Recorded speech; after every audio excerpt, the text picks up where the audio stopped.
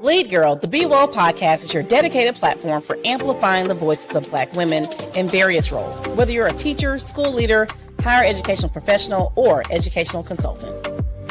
Join us as we honor the stories of remarkable Black women and share insights from our distinctive journeys in education and life. Tune in as we explore the topics that resonate with us as women, as members of the Black community, and champions in education. Welcome to Lead Girl, the BWEL podcast, where we amplify the voices of Black women in educational leadership. We are your hosts, Trelane and Jocelyn. Good evening, Jocelyn. This is a special episode in so many ways. Yes. I'm just overjoyed and thrilled at the opportunity to have these amazing educators and women on our podcast today. Yeah, same here. We have an inspirational crew. I just feel like I'm in royalty right now with everyone here. It's been such a pleasure, and I can't wait till we dive in and learn more about who we have here today. Yes, this is super special. So in this episode, and we're calling this a special episode of Lead Girl, we're diving into our reflections and on our attendance and participation at the International Educators Summit, which was held in Accra, Ghana this past July, that you and I were able to attend and present at. The theme for the summit this year was Innovating for Impact, Leading and Learning Together for Sustainable Educational Transformation. And it brought together thought leaders and educators and change makers from all across the world. And I actually just received some statistics about who was at that conference, and there were represented 12 countries at this conference, and there were 142 in-person presenters and 17 virtual presenters. So this was the second conference, and the first time that they did it hybrid, which was amazing. And then 171 in-person participants, but 268 virtual participants. And so people across the world were able to experience this. It's just mind-boggling and just absolutely amazing and heartwarming. So in total, they had 658 attendees. I think it's just absolutely amazing. So we had a chance to be a part of something really, really phenomenal. And I really think that is a blessing. We have just a few of those amazing presenters here with us this evening. And I want to introduce them to you so that you could hear what the things that they're doing in education and why Jocelyn says that we are among educational royalty right now. So let's dive in. Do you want to do the first person? Yes, let me introduce our first queen here. We have Dr. Dolores Zenon, who is a national board certified teacher with over 30 years in education. She has served as president of ASCD, the Association of Supervision and Curriculum Development, and chairman of the board of directors. Additionally, she served as president of Louisiana National Board Certified Teacher Network, where supporting underprivileged students to achieve post-secondary academic success. Dr. Dolores also founded the Wise Owl Scholar Academy to provide students with personalized academics to address the overwhelming limited access for the disadvantaged, then founded the Wisdom Inspired Scholar Educational Foundation. She continues to serve in advocacy, connections, and strategic planning, and positions to support her community in realizing their greatest potential and valued worth. Next up, we have Dr. Monique Darrisaw-Akil, who is described as innovative, passionate, driven, and student-centered. Right now, Dr. Monique Darrisaw-Akil is the superintendent of schools in Uniondale Union Free School District in Uniondale, New York. She served as a teacher, staff developer, principal, coach, and she has led the district to a 91% high school graduation rate. Pretty phenomenal. Welcome, Dr. Monique. Hello. Love it. We also have Dr. Elizabeth Brown Davis, whose career in education spans over 3 decades. She's currently a reading manager at Dallas-based nonprofit education organization. Elizabeth has worked primarily with African Americans and Latinx families of various socioeconomic backgrounds. And during the last decade, she's taught students with varying exceptionalities. Her teaching experience inspired her qualitative research on interventions for neurodivergent students, which is something that's very special to me as a parent of an autistic child. And so I'm just glad to have her here. I'm super excited. And as a national board certified teacher, she inherently reflects upon her pedagogical practice to evaluate its impact on student learning. And so Elizabeth enjoys collaborating with educators to create this diverse, inclusive environment to advance students' learning. And in addition, she is a certified yoga instructor. Welcome. Next up, we have Dr. Jill Harrison-Berg, who is a leadership coach, school improvement consultant, researcher, and writer, specializing in instructional equity. She has authored 3 books through ASCD. I believe all 3 of them are with ASCD, and numerous articles. And she's a senior advisor and board member for Ghana ASCD. So we are so excited to hear from her. Welcome, Dr. Jill. All right. We also have Dr. Maria Lawson Davenport, who currently serves as an assistant professor of administration and supervision for Norfolk State University School of Education and Secondary Education and School Leadership Department. Previously, she served as the director of curriculum and instruction in Suffolk Public Schools. She has experience teaching middle and high school, correctional education, adult basic education, and college. She received her doctorate of education in adult education and program development at Regent University. Welcome, Dr. Maria. All right, next up, we have Dr. Crystal L. Clemens, the founder and CEO and lead consultant of Our Village Consulting. She is a specialist in school counseling and counselor education for over 15 years. She's an award-winning speaker, consultant, and advocate for neurodivergent students. She has created the Village model of community engagement to help bring educators, families, and community partners together for educational and student success. Welcome, Dr. Crystal. We also have Dr. Tangi Reed Marshall, who is CEO, President of Liaison Educational Partners, supporting educational organizations, strengthening curriculum implementation, instruction, and culture, and author of Understanding Your Instructional Power, and also the host of Let's Talk Power Live, a weekly chat about power in education. Welcome, Dr. Tangi. Thank you, everybody. Glad to be here. And lastly, but certainly not least, Dr. Mary Rice Booth, who has over 25 years of experience in education, having served as a teacher, a principal coach, and a curriculum designer. She's founded Leading Within LLC and advocates and supports education leaders to strengthen their contextual intelligence. She writes tools for educators and documents best practices in research and writing. She's also the founder of Think 360 Academy, a micro school focused on supporting students who are neurodivergent. She also is an author of the book Leading Within Systems of Inequity in Education, a liberation guide for leaders of color.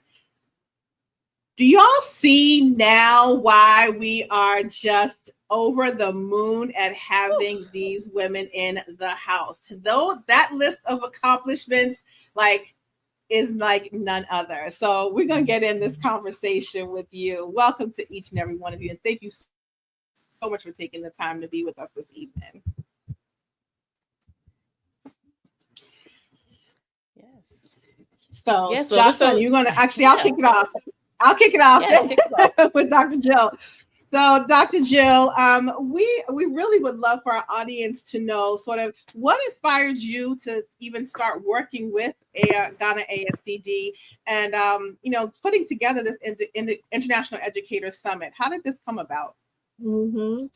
Well, thank you so much for having us here and for just participating with this amazing panel of women. I'm just excited to get into the conversation.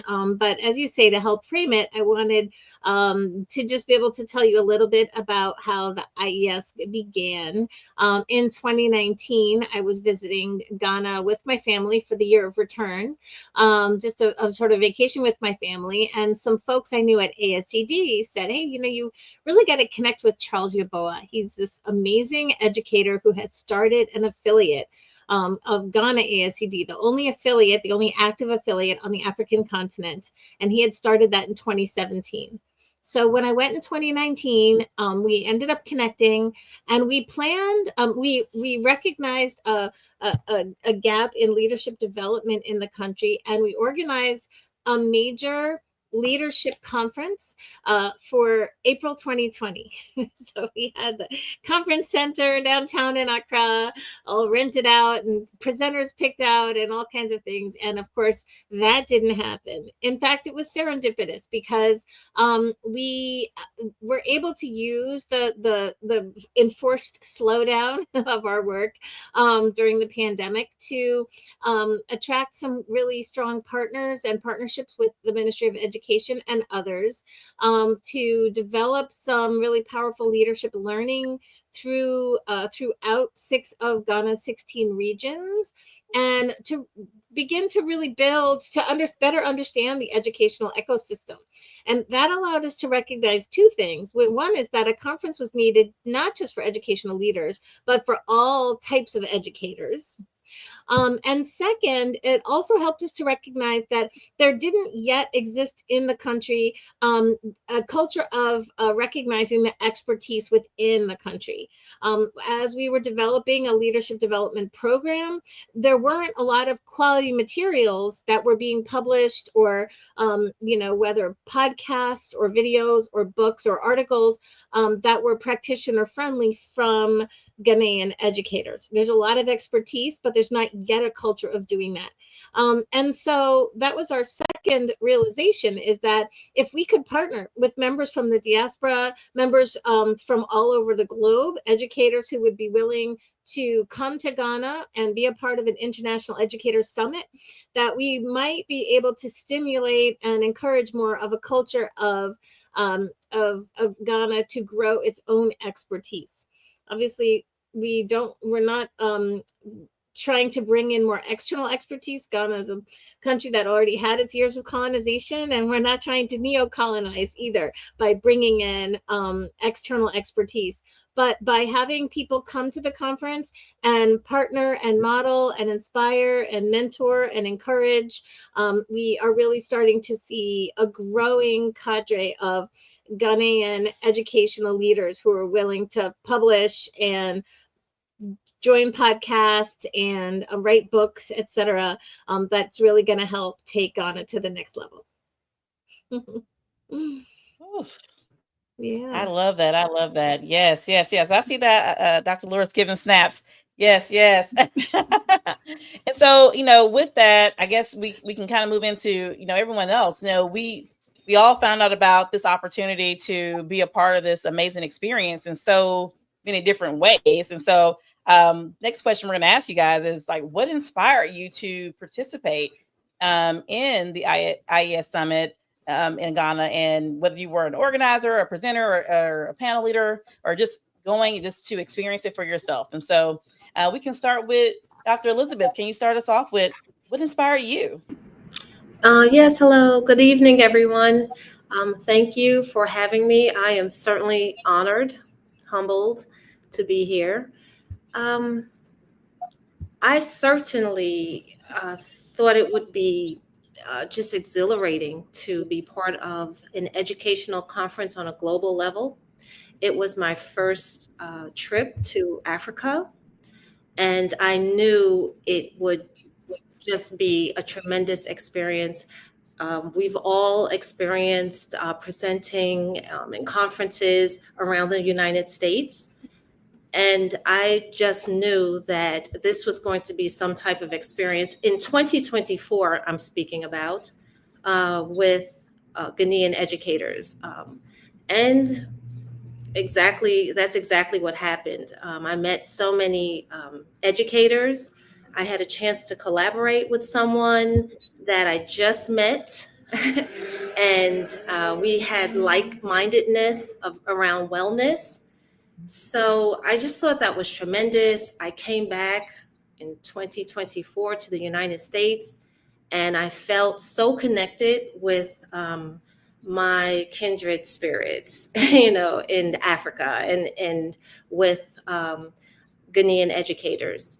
So for 2025, it was continued work, I feel, and it's again just ongoing for the future, just as the title, Innovation for Impact. Yes. Thank you. Oh yeah, thank you, Dr. Maria.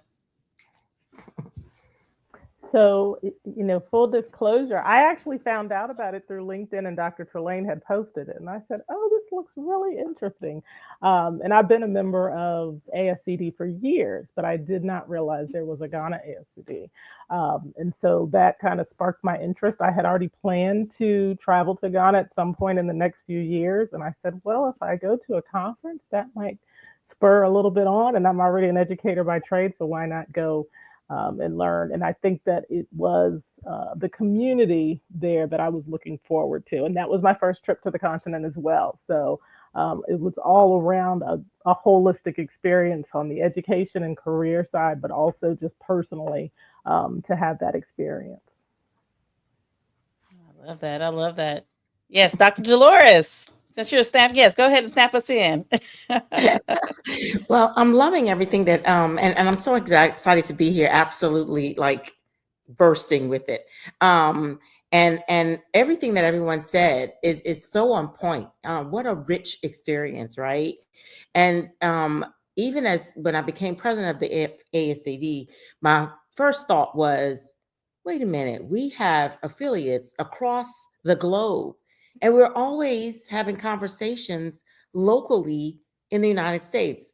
Why don't we exchange ideas globally, and how rich would that experience be? We could all grow together. And that experience, the opportunity, I mean, when Charles reached out to me and said, hey, Dolores, you want to come on board? And Dr. Jill said, come on board. I was ecstatic because it was something that as president, I envisioned that we should do, because we should look like who we say we are. If we're international, let's bring and have that conversation.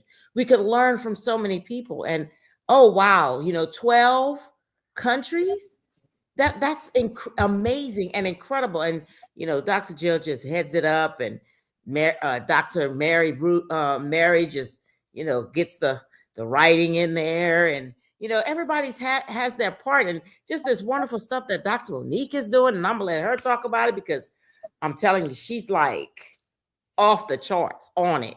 And Dr. Crystal Clemens and Dr. Elizabeth Brown Davis. I mean, I just can't say enough. Now, Dr. Maria, I don't really know you yet, but let me tell you, we gonna get to know each other. So consider this a bond.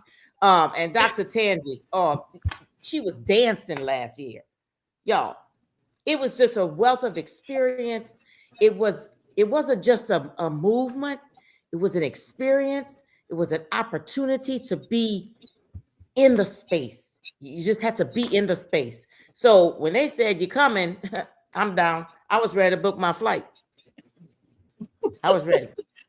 And yes, and that you did. And I started bringing other people. So anyway, thank you so much for inviting me. I'm just in awe and humbled to just be able to be so excited to be here. Absolutely. Thank you. I want to move into this piece around partnership. Because as Dr. Jill mentioned in the beginning, that's really where the crux of it, right? That partnership, those opportunities to collaborate. And Dr. Monique, I have to say this in this space, because it's so important. You, from your attendance last year at the conference, were able to build a partnership with a school in Ghana.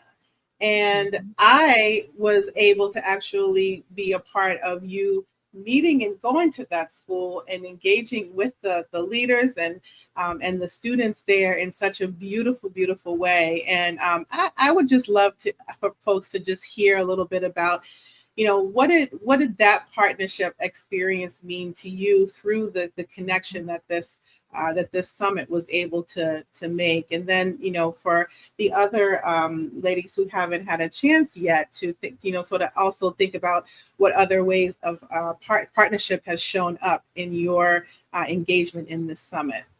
Dr. Monique? So thank you. I'm also just bursting. I'm very quiet. I'm a slow burn, but I'm going to tell you that internally, I'm really just so excited and so filled. And so I did have the opportunity to go to attend the conference last year. And I want to say that it was not my first time in Ghana nor in Africa.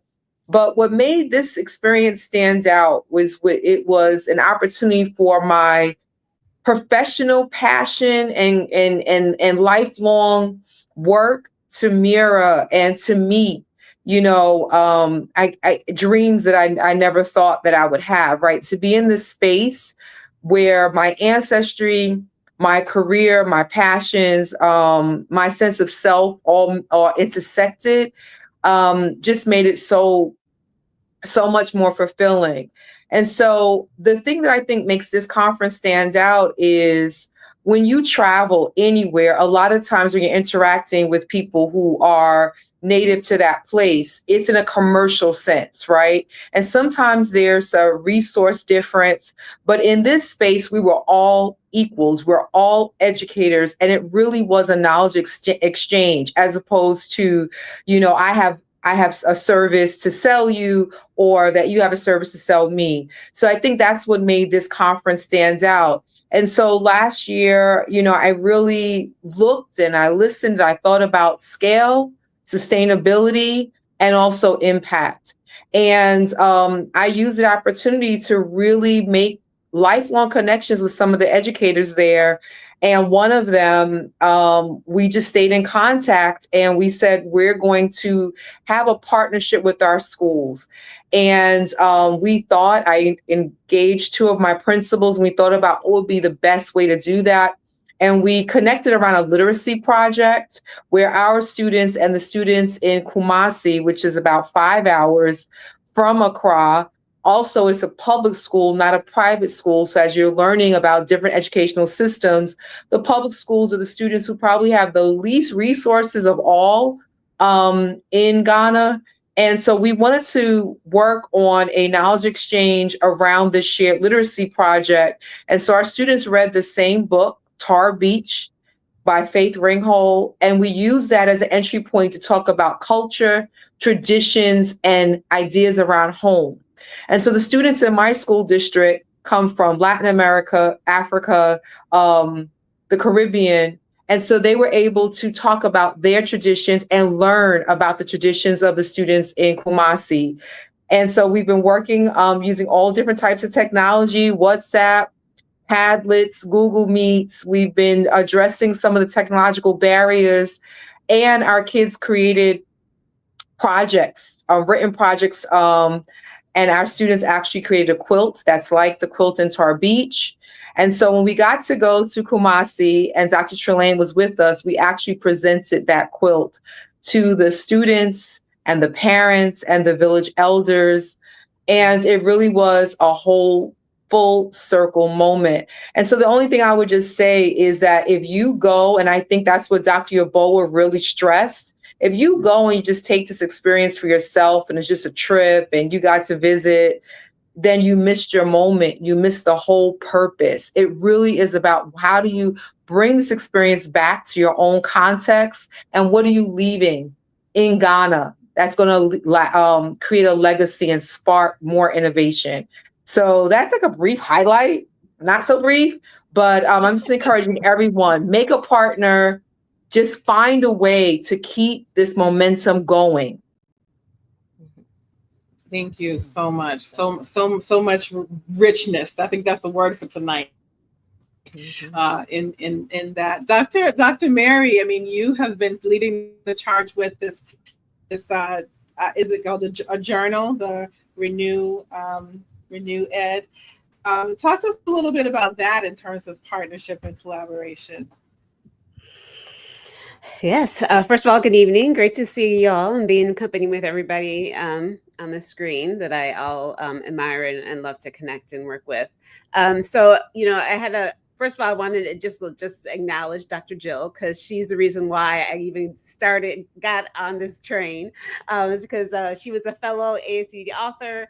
I had chatted with her about just like, what is this author thing happening? And then when I saw that she was doing this conference, I'm like, oh, let's talk and connect. And all of a sudden I was thrown in the midst of planning and being on the committee, and have loved it ever since. And I'm really excited that I was able to make that connection. So, for me, as a new author, and something that I really wanted to make sure that I was bringing my expertise as much as possible, was around this journal, and this idea of like, how do we ensure that that we are centering the voices of our Ghanaian educators and ensuring that their expertise is at the forefront, particularly around scholarship and research, something that is there's a dearth of that.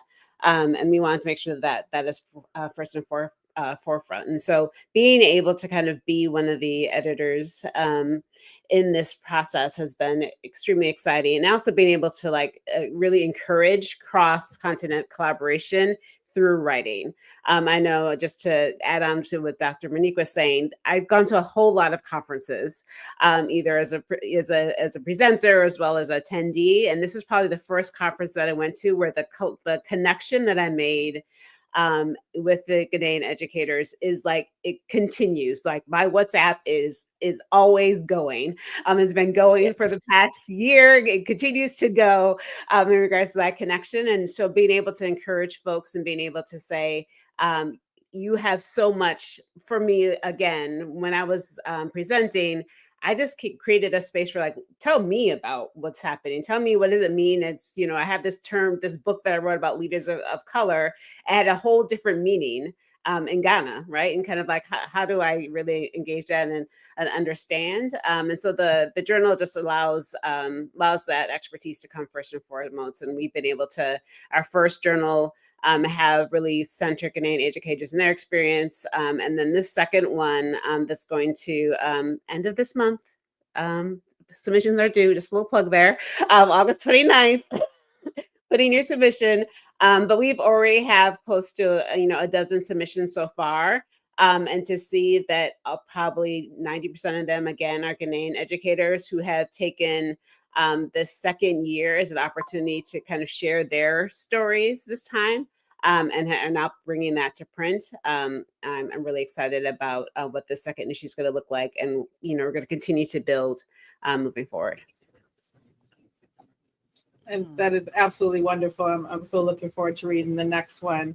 Dr. Tanji, you've had an interesting piece around collaboration with not only Dr. Mary, but also Dr. Laureen, who's also at the head of planning this summit. I wonder if you might share a little bit about that piece of partnership and collaboration.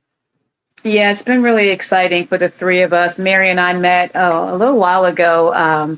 When I worked at the Education Trust, we were doing work on equity diversity officers in school districts, and found her work. And then we connected on something very personal with running and things like that. And then that's how Mary and I met. And then Laureen, because we were all working on the planning of the conference together, we decided that the world needed to hear about Africa and the diaspora in conversation together. So the three of us decided that it was a good idea to submit to South by Southwest 2025. And we did that and were accepted, and really had a wonderful experience, really sort of coming together on that. The three of us are also partnering on an article that we're trying to submit. We're also partnering to submit present at AERA, and a plug for our new South by Southwest 2026. Voting is open. It's open until the 24th, because we would like to extend the conversation about global leadership and education in these political times. So our partnership between the three of us has extended in a really wonderful way, which has been really fruitful for me. So many touch points and opportunities for folks to come together. It's beautiful. Dr. Jocelyn. Yeah, so Dr. Crystal, we're moving on to you now. As an educator, how did this experience really stretch or shift your perspective of innovation, teaching, learning, and leadership? First of all, good evening, everyone. Glad to see you all again. I'm not sure that it stretched me more than it grounded me. I have been in this space, and for context, it wasn't my first time in Ghana. It was my first time at the conference, not my first time in Ghana. But I searched out opportunities to go back to Ghana, and this popped up on my radar. I was like, sure, let's see it. You know, I'm one of those ones who like submit to conferences and just kind of forget that I had done it. And then when I get the acceptance, like, oh, I did that. Okay, cool. So got the acceptance, and I didn't even tell my husband face to face. I just sent him a text message. Mind you, we're in the same house, but I just sent him the text. I was like, so we're going back. And his whole thing was, I knew you'd find a way back. I'm not even surprised. Like, I knew you were gonna find us a way back. I was like, you're right. That's right. We going back. I do have some Ghanaian heritage. And so for me, it was more so grounding. So I've been in this space of Afrocentric knowledge and learning, and what does that look like, right? My company, Our Village Consulting, is called that because it takes a village. It takes a whole village, right, to raise a child, which is an African proverb. And for me, it was, why do we as African Americans, Black Americans, why are we different? I'm gonna put it out there. A thing is a thing. Why are we different when it comes to how we educate children? We educate children with the village mindset, whether or not we realize it, because it is innate within us, because of our African nature. Our African heritage says we don't do this alone. And so going over to Ghana, being in a space with Ghanaian educators and other like-minded African American, Black American educators, it was like, yeah, we don't do this out of the blue. We didn't pull this out of thin air. There's a specific foundational reason as to why we are this way. And learning how it's done in Ghana, learning how the village and the community come together with the children, and how we're taking that back. And like Dr. Monique, I love that partnership between your the school in Ghana versus, and your school in America, your district in America. As there's a group, I don't know if you all are familiar, I know Dr. Dolores is, of Madam Dawn Sutherland in Kumasi. She heads up the Bridge to Africa Connection. And my husband and I had a wonderful opportunity last year in 2024 to meet with her and the kids that she serves in her program. And we went back again this year. And I'm calling her doctor. She would look at me crazy if I said that. But Madam Dawn, she and I were having a discussion of, with some of the schools that I work with here in Virginia. I just concluded the spring semester a youth leadership program with middle school students ages 11 to 13. And that's around the same ages as the students that she serves in Kumasi. And I was like, we need to do some sort of partnership, whether it's some sort of, how do we facilitate a Zoom or whatever it may look like, to have these kids meet each other and understand that actually you've got people on the other side of the ocean who are actually a lot like you. You may have grown up in different environment circumstances, but bone to bone, you are very similar. And understanding and learning that and expanding the kids' mindsets on a lot of things. I think for me, it's not so much stretching me, it's stretching those that God has placed under or in my atmosphere, in my sphere. So more so that.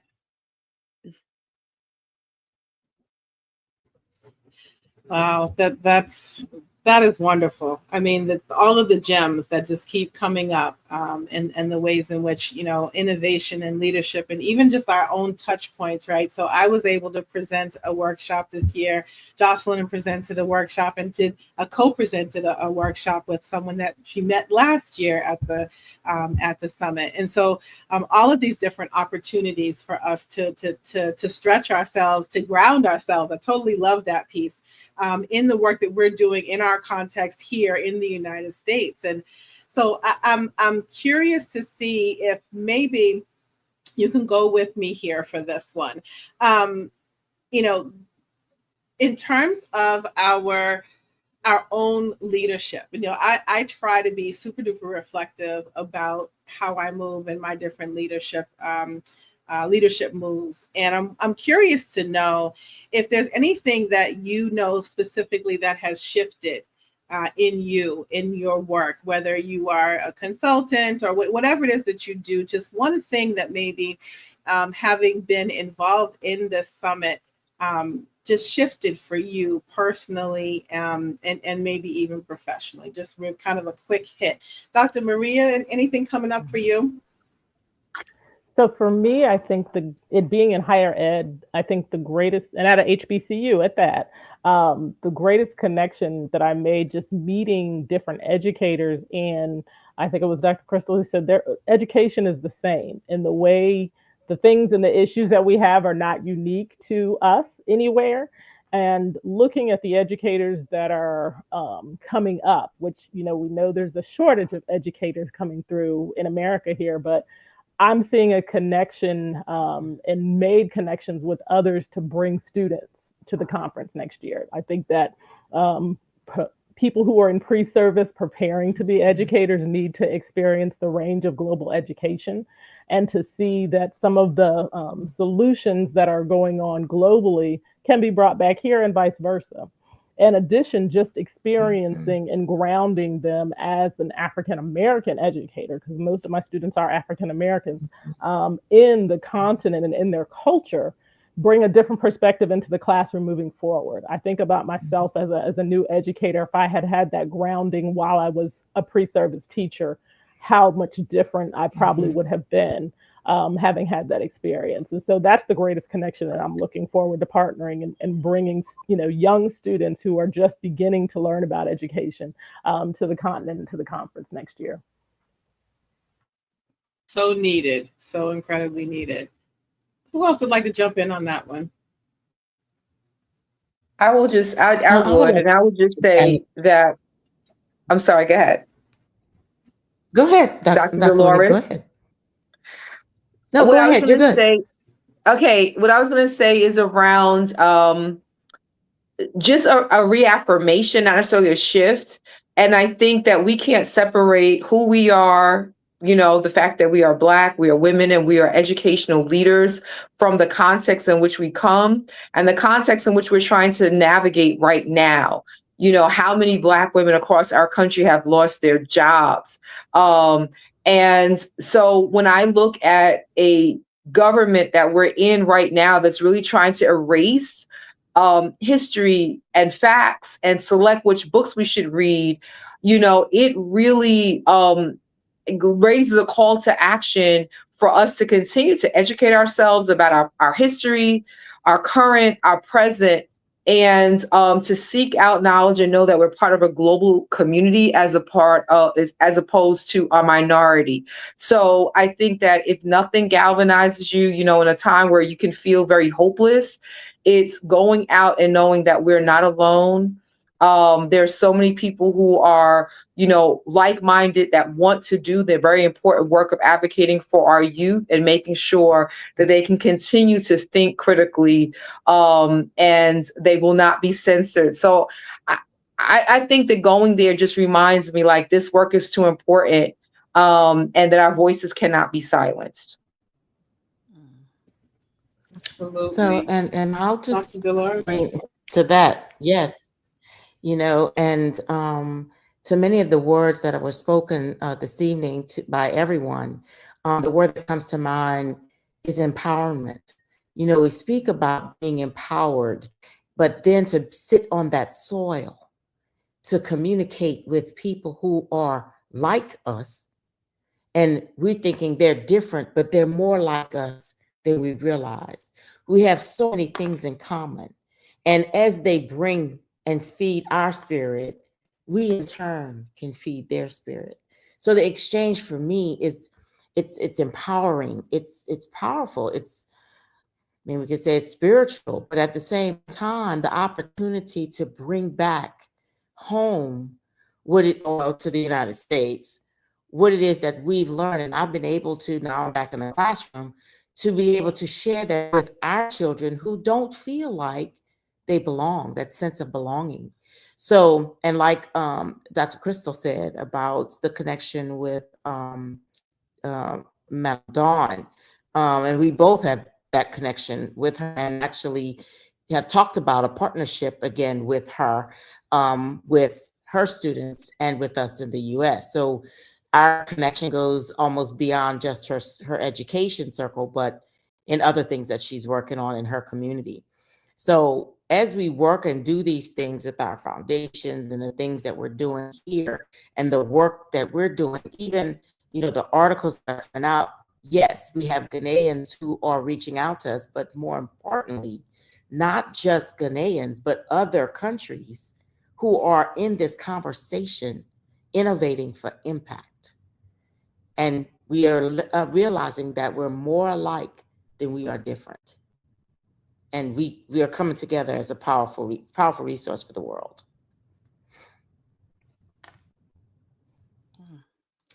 I love that. Yes, yes. Yes. I mean, I want to chime in on that as well, especially to what was just said earlier about, you know, being on the soil. And I think for me, that was something that I didn't really know that I needed to have in my life just to be free. 'Cause, we work in public education. We go through the typical norms of and struggles of public education, which, are standard, but just to um, go somewhere else where you're now connected in a different way um, and see that there are similarities and experiences because at first, like, I know when we were planning out our conference, like, well, we want to make sure that we're not bringing just American ideology from our experiences in here. What can we do that is a global experience? But when we and thinking through it, it's like, well, they're using some of the same language experiences, getting teacher buy-in. I mean, the same challenges, developing your teachers, how to grow and create teacher leaders. I mean, those are still avenues that are experienced over there, just as we are still trying to do them here with the teacher shortage. And so I definitely appreciate that. But I was going to ask, and anyone could jump in on this, like, what was like a powerful moment for you in this experience that, or a key takeaway that you would share with someone else to inspire, to help be a part of this movement and this initiative to support education globally?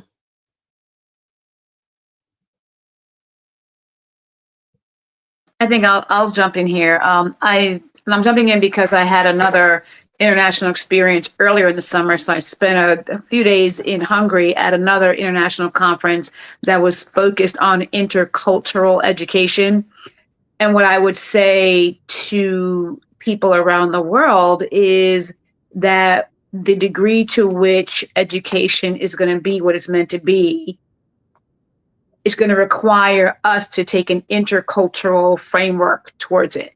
And I'm going to lean into Mary's work that I think is going to be super impactful, is this idea of not cultural competence, but like the intelligence of it, right? The need to be contextually intelligent around where you are, who the people are, what their needs are, and the degree to which we can begin to decenter Western concepts and ideas is the degree to which education holistically from a global perspective will be able to have the reach and import that it is meant to have and that it should have, and that it will allow educators on our side be more open and thus help our students be more open to others. That's a I really like good, that good part. Yeah. point. That's a really good point, Tangi, because we certainly need our kids to think not inside the box, not be isolated, but to reach for bigger things and to be open to those things. That's how we grow. And that is very important work. I can't wait to read it, Mary, Dr. Mary. Can't wait. It's coming. It's coming soon. But I also want to add on to the fact that you know, an adjacent experience that I had this year was visiting a school, right? And so being able to, as a kind of pre-conference experience of going to a school and being able to, I think the power of being able to see it isn't about having the best technology. It isn't about having all the resources and the best, right? It isn't about having a 1 to 12 ratio, right? Like it's really is about having high expectations for students and having a belief that they can all learn, right? And so I saw that like exponentially in our school visits, and being able to say and for a new educator, aspiring educator, or even a seasoned educator to be able to understand, like, if I have belief in my students, they will be successful, right? And we saw that in that school, and I think that is really the power of being able to kind of go beyond what your own community and going beyond what your own kind of personal bubble is around, like what's possible. I think that's incredibly powerful. And I think the school visit did that for me. And I think even being able to sit and talk with educators that again are doing it despite so many circumstances, really kind of puts your feet to the fire to say there's no excuses for me, that I can Right. say about why my kids aren't being successful. Exactly. I had an opportunity to visit a school last year before the conference. Um, it was in Kamasi. And you are right when you say my first impression walking in there was, here are these students who have not very much, but they have a hunger and a desire to learn. They want the learning. And at that moment, I was, what could I do to give them what they need or they want or they desire? And it was very simple, very, small, minute. They were happy to see you, ran up to you and hugged you, and just thought you were like a rock star, so to speak. But it was wonderful to see how much they were willing to show you how much they knew and the pride in that. It just warmed my heart and forever touched my spirit to say, all our children can do that. We cannot leave our children behind. But one thing I want to make sure that we have to understand is, as we go into schools in other countries, particularly countries that may be on the African continent, and we look at them from a physical perspective, we have to be very careful about a mindset that becomes one that sees them through the lens of la pobrecita, like those poor kids in that small place, and oh my gosh, this themness of it all, because we can very easily do that, and that's one of the areas I think that we, as particularly Black Americans, we know our situation here, right? As a Black American, as a foundational Black American here on this continent, and then what it feels like to be on another continent where everybody's Black, but the conditions are very tenuous and unpredictable. But we still have to maintain a perspective of honor and a perspective that does not other. And that's a real challenge.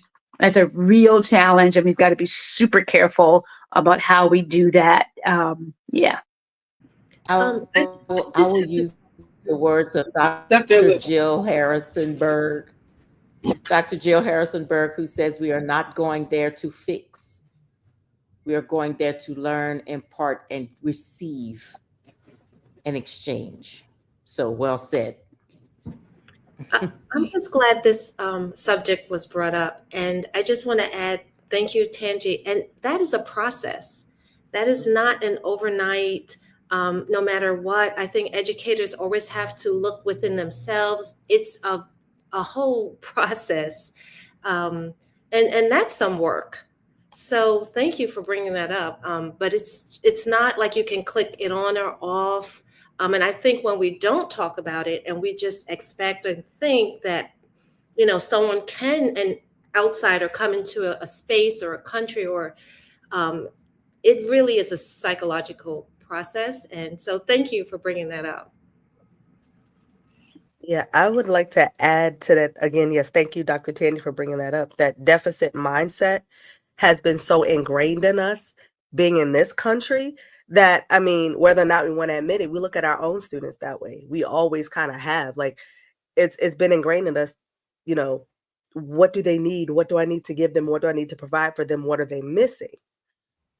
But why are we not looking at our own? I mean, our kids here in America, and obviously too, our kids over, because they're ours too, right? Our kids over there in Ghana. Why are we not looking from a strengths-based mindset?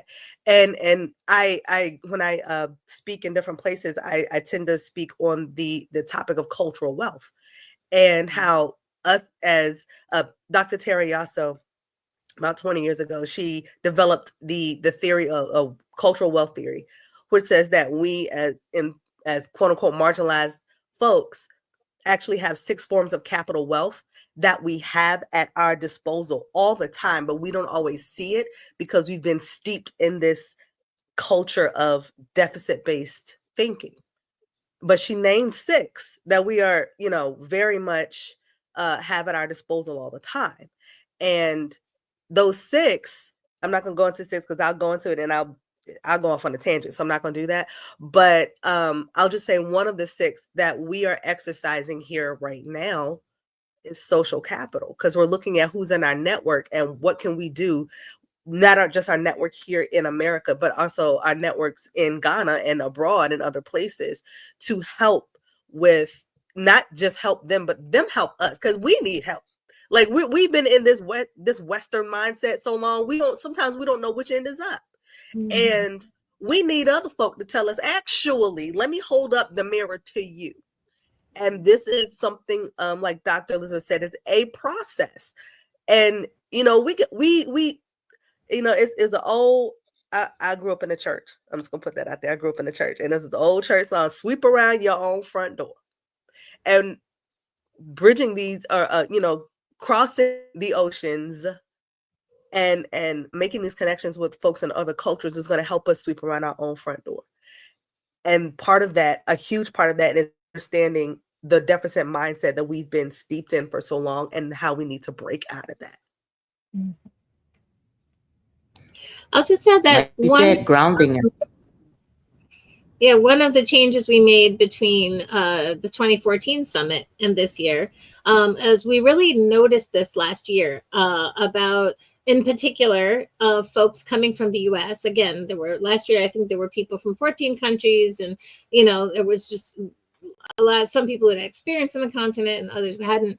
But many people did come with the white supremacy culture mindset that we all, it's the smog we've all breathed in. And that was problematic in some ways at last year's conference. And so we made a number of shifts, but one of them was that in our conference proposal form, we asked people to not just talk about what do you plan to present, but what are you hoping to learn?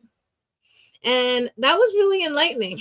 Some people feel like, well, they must need this, they must need that. People have all kinds of assumptions about what people they've never met might need to want to learn from them. But we really tried to put people in a little bit of an exchange mindset. And recognize that you're going there to learn as well. And oftentimes, frankly, coming from the US, you're going to unlearn some things because we want to kind of reclaim some of the wisdom that has been, taken from us. But if you don't go with your space in your head for that, then you really are missing an important part of the benefit of the conference, and potentially doing harm, right, to others by othering them there in the country. So we had a number of ways we really tried to frame this up a little bit more this year. as an exchange and a partnership. And I have to say, Dr. Monique's example and some of the other examples you've given were just brilliant examples of that really starting to happen. So we're excited. I loved. I remember that answering that question on the proposal form, and it really did help to use Dr. Crystal's word. It did help to ground me a little bit in terms of what I was thinking about for my presentation. And I have to throw this little piece in here as we get ready to wrap up. But this was my third time going to Ghana. My first time going to Ghana, I was 21 years old. And it wasn't that long ago, just for everybody, that I was 21, just making sure. So I was 21. And I did a study abroad program at the University of Accra, Legon. And, at 21, experiencing Ghana and going to go to college, essentially, and coming back just a few years later as a whole grown up and experiencing Ghana from a professional standpoint, from a woman who had experienced all kinds of things, at home, and being able to have the closer to the right mindset, right, about why I was there, what I was there to do, what I was there to receive.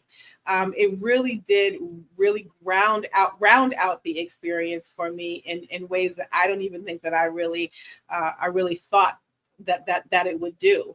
And I really, as in terms of thinking about, other educators and people in our audience who are listening to this conversation and thinking about, wow, if they do this summit again, I should do this. I should go. But is there anything that you would say that someone should really, and we've dropped several gems around here, why might this be the conference that they should make room for in their professional learning? Why this one? And I have to start with Dr. Jill on this one. And this could be a sound bite, one little sentence sound bite. We're a little round robin here. Big answer, but I'll try to be quick. I think it's just come up in what we said about partnership. Too often when you visit a country, you're being a voyeur, or you're interacting with people and in just like a commercial way or a transactional way. We connected heart to heart, educator to educator, about a shared passion and formed partnerships. And that's just a beautiful, enduring thing that lasts far beyond a 3-day conference. Definitely. That heart work definitely that's got to be in there. Any other thoughts that we had not put into the atmosphere?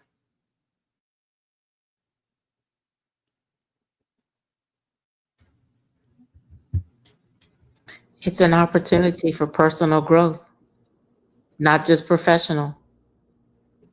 For sure. And I don't believe that there's any other conference that will give you that.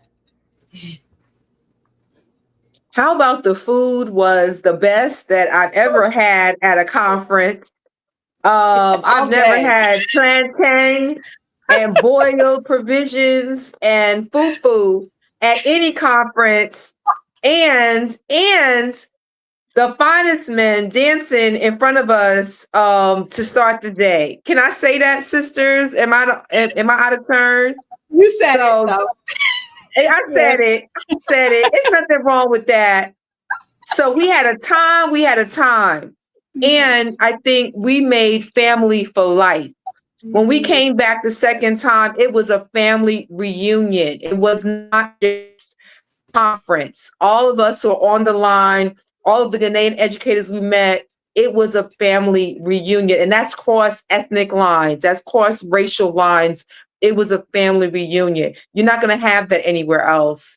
And I'll just say, for Dr. Jill and all the planners, the intentionality about making sure that you are connected, you feel supported, that you don't, if you came alone, that you don't leave alone. There's just an intentionality around supporting everyone who attends that I have never experienced in my over 30 years in education. So there's so many reasons why you should come, but I would say those are the ones. The dancing was hot. I love it. I love it. Yeah. But Can I just also? the gala though, I have to, we don't forget the gala. Yes. The Yes. gala. That Yeah. was dope. Yeah. And I'll just say, And they you know, I think, remembered you, right? It's true. Yes. They remembered you, walked up to you and said, "Hey," like they've been knowing you, and you're like, "Wait, you remember me? Me?" You know? Yeah. mhm. Yeah. Yeah.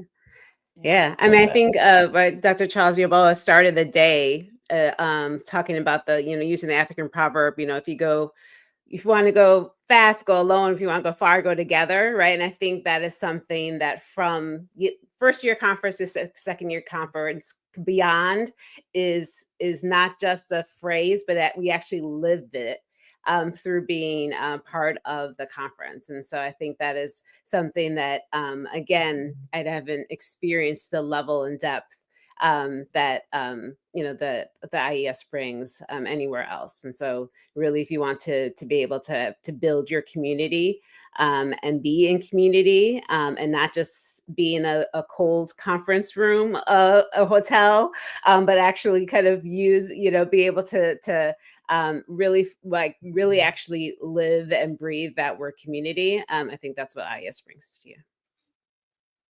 Agreed. Agreed. All right. Well, we could go and we could go and we could go on this, but this has been absolutely phenomenal, and we just want to thank you so much for taking your time and for really digging deep into you to share this experience and what this experience meant to you. And Jocelyn and I have, you know, really thought a lot about this as well. And I just said we have to share this with folks. This is just way too important. So we're going to close out, and we're going to say thank you, everyone, for joining us for this conversation on Lead Girl, the BWEL podcast. We're reminded about the importance of collaboration, of partnership, and the opportunities for impact, not only on others, but on ourselves as well. So if this conversation inspired you, I also want to encourage you to think about connecting with Ghana ASCD. So if you're interested in Ghana ASCD membership, I'm a member now. You want to go to ghascd.org, ghascd.org to get your membership. So, Jocelyn, let's close All it right. out. Again, let's close it out. Well, thank you guys for joining us and listening to Lead Girl, the BWEL podcast, where we amplify the voices of Black women in educational leadership. BWEL is a nonprofit organization open for membership for you to serve and be served. So, if you are a Black woman in educational leadership, we are looking for you. So become a member or support us by visiting blackwomeneducationleaders.com and follow us on social media on X, LinkedIn, and Facebook. Tune in for upcoming episodes on a variety of topics that are sure to be relevant to your personal growth and professional practice. We invite and encourage you to give us feedback or request to join our show. Email us at bewellpodcast@gmail.com or reach out to us on social media at leaders_black. See you next time. Until then, lead, girl. You better lead. Bye, everyone. Thank you. Bye.